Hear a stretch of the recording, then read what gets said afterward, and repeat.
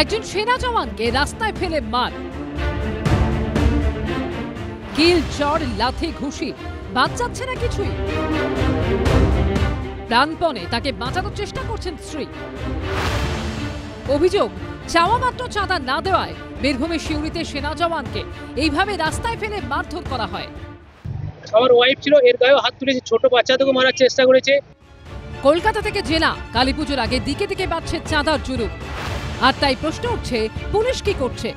Rule of law বা ল enforcing agency যদি আইনটাকে সঠিকভাবে প্রয়োগ না করতে পারে, তাহলে পুরো রাজ্যটাই তো মগের মুল্লুক হয়ে যাবে। এটা তো তোলাবাজি, এটাকে এক্সটর্শন বলে। 15 থেকে 20টা লোক সকাল থেকে চাঁদা তুলে যাচ্ছে, কেবল আজকে না, বিগত 7 দিন ধরে এবং আগামী 4-5 দিন ধরে তুলবে। আর প্রশাসন জানে না এটা কি হতে পারে, এটা বিশ্বাসযোগ্য? বীরভূমের দুবরাজপুরের বাসিন্দা গোপীনাথ বল ভারতীয় সেনাবাহিনীর জওয়ান, বর্তমানে কাশ্মীরে কর্মরত। সন্তানের অন্নপ্রাশন উপলক্ষে ছুটি নিয়ে বীরভূমের বাড়িতে এসেছেন। বুধবার সকালে 5 মাসের সন্তানকে নিয়ে সিউড়িতে ডাক্তার দেখাতে যাচ্ছিলেন, সঙ্গে ছিলেন স্ত্রীও।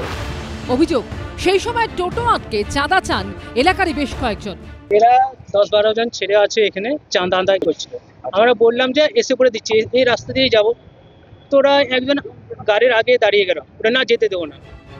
অভিযোগ, এরপরই টোটো থেকে নামিয়ে মারা হয় জওয়ানকে। সবাই মিলে ওকে ধরে নিয়ে গিয়ে ওখানে ফেলে 10-12 জন মিলে মেরেছে। আমার আঙুলটা নড়ে গেছে, পুরো ব্যথা হয়ে গেছে, ফুলে গেছে আঙুলটা। চাঁদার জুলুমের এই ভয়ঙ্কর ছবি ফের ফিরে এলো কি করে?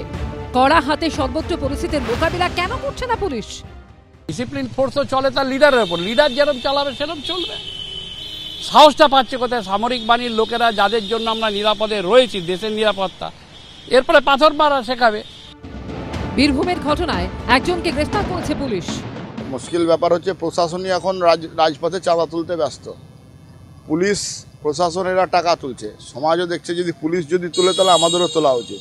যারা এইরকম চাঁদার কাজ করেছে তারা খুব অন্যায় কাজ করেছে। 100, 200, 500, 1000 টাকার জন্য করেছে। বিজেপির মতে চাঁদা তুলতে গেলে 13,000 কোটি টাকা মেরে পালিয়ে যাওয়া উচিত, যেরকম নীরব মোদী, মেহুল চোকসিরা মেরে পালিয়ে যায়।